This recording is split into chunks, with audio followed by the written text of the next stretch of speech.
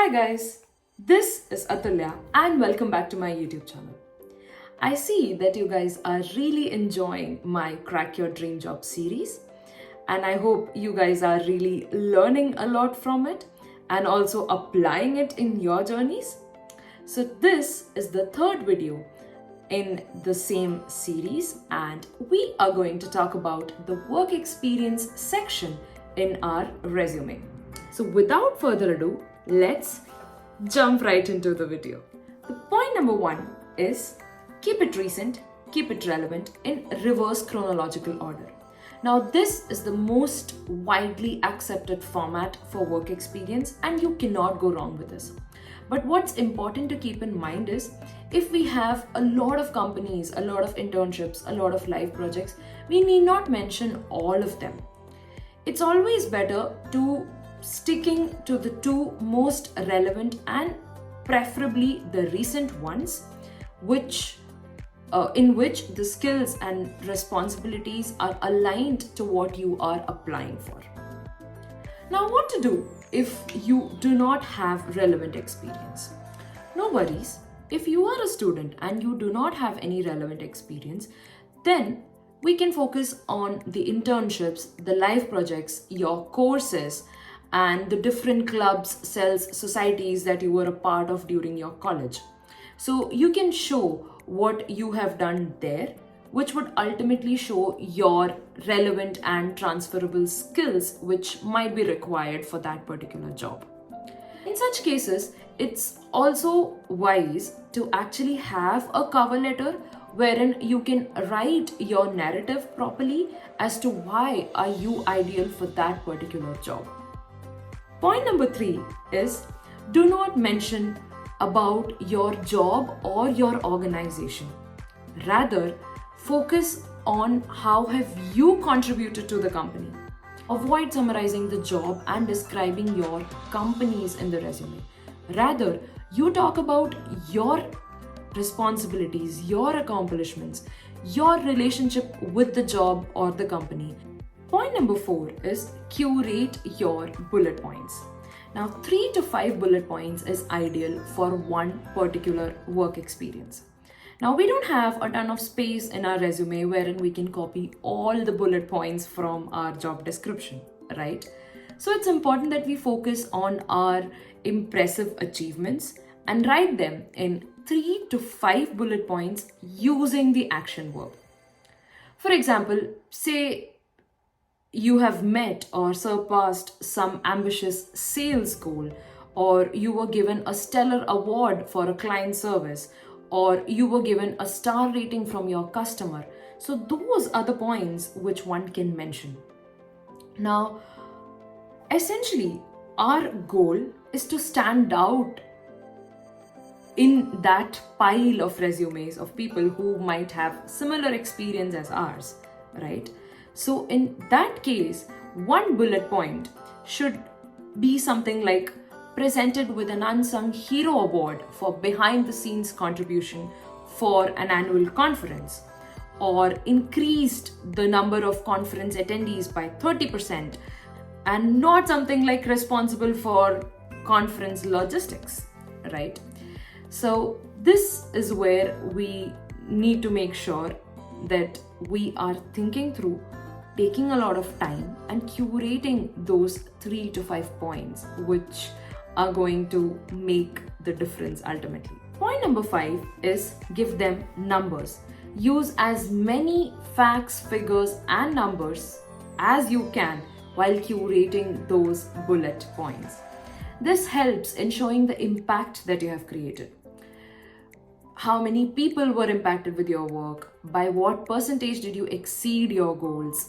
So by quantifying, you let the hiring manager picture the level of work and responsibility required to achieve these goals. For example, if you want to highlight an impact that you created, you could write something like cut down the processing time by 3 days, or designed and implemented a new interface which in turn improved the employee efficiency by 30%. Now, when you yourself read these lines, you understand right, that the numbers give a context. It makes it easier to illustrate the difference which one person has made through their work in that role. Now, let's be realistic for a moment. Your resume cannot be all about these numbers, the impact that you have created, and the stellar awards that you have received. You also need to find a little bit of space where you mention your core responsibilities, right? It's common sense to have that, of course. Now, it might not be a huge accomplishment, but if at all it is there in the JD, you should probably describe that in your experience, in your resume. Now, of course, everybody wants to show or project their success and their competence. But anything that easily explains as to why you might be a perfect fit for that position, for the hiring manager, it's definitely important to write those points as well. Now, in short, balance is the key here. You need to have a proper balance between your accomplishments, the impact that you have created, and your core duties. So when you curate your bullet points, you can ask these 3 questions in order to make sure that all of them makes complete sense. So I call this BIC strategy, which is BIC strategy. So the very first question is that particular point a big deal? Is it like an achievement that you got? The second question which you can ask is, did it create an impact? And the third one is it common sense to include that? So when you create your resume, you ask these 3 questions for every point that is mentioned in the resume. And if there is a point which does not fall in any of these categories, it goes off to the chopping block. You do not want that point in your resume.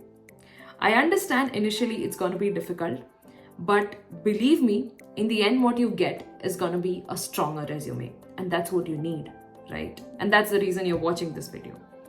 So far, if you are liking the content, do press the like button. Point number 6 is show and do not tell your soft skills.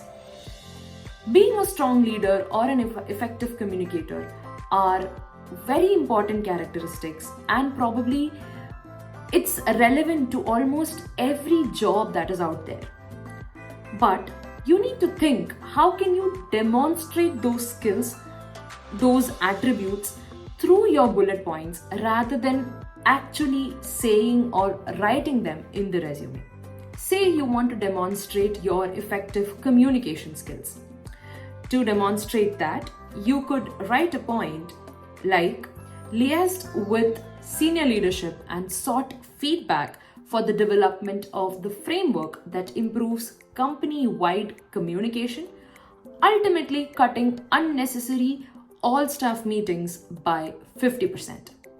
Now, with this statement, you have shown the impact that you have created, and of course, how you liaised with the senior leadership and how you sought feedback from them all shows that you are very good with communication as well.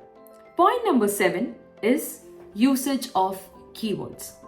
Now, most of the bigger organizations receive resumes in huge numbers, like thousands of resumes. And of course, no human being is sitting behind all of it and actually going through the resumes, right? So what essentially happens is your resume goes through an ATS, which is applicant tracking system. Now, an ATS is a computer. It does not understand or it does not have the emotions which a human being has. It is programmed in a certain way through which it picks up few resumes that it feels it's relevant. So what can you do to clear the ATS? Now, when you read a job description, it'll have certain keywords, and it's very important that you include those keywords in your resume when you apply for that particular job.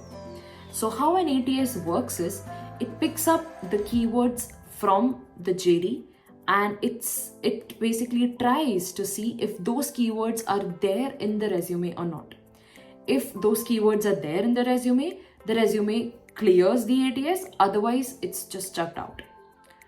So how can you find those keywords? There are a lot of tools which are available online. Those are all free tools. You can put any job description in that tool and the tool will give you few keywords that are there in that JD. And then you need to try and include those keywords in your resume. Yes. So one more thing is, for every JD, you might have different keywords. And so you need to tweak your resume a little so that it's suited to the new JD. Point number 8 is avoid empty words. Now, what are empty words? Empty words are the words which do not add any value to your candidature when used in the resume. Now, if you Google the worst resume terms, you'll find hundreds of words over there, and those are all empty words. For example, best of the breed, go-getter, think outside of the box, go-to person, results-oriented, team player, hardworking, strategic thinker, detail-oriented. These are all empty words or the worst words which you can put on your resume. It does not make sense, do not write it. Rather, stick to action words. For example, achieved, improved, trained, mentored, coached, created, influenced, increased or decreased, negotiated, launched. So these are all the words which could actually create an impact, add value to your candidature. Let me know in the comments below if you have used empty words in your resume. With that, we come to an end to this video, and I really hope that you are liking the content, and do share it with your friends and family who might find this sort of content helpful. Also, mention in the comments what are the topics which you would like to see videos on. I'll definitely create those videos as well. And do subscribe to my channel and press the bell icon if you find the content helpful. That will help me and it will motivate me to make more videos. And thanks a lot for watching till the end. Thank you.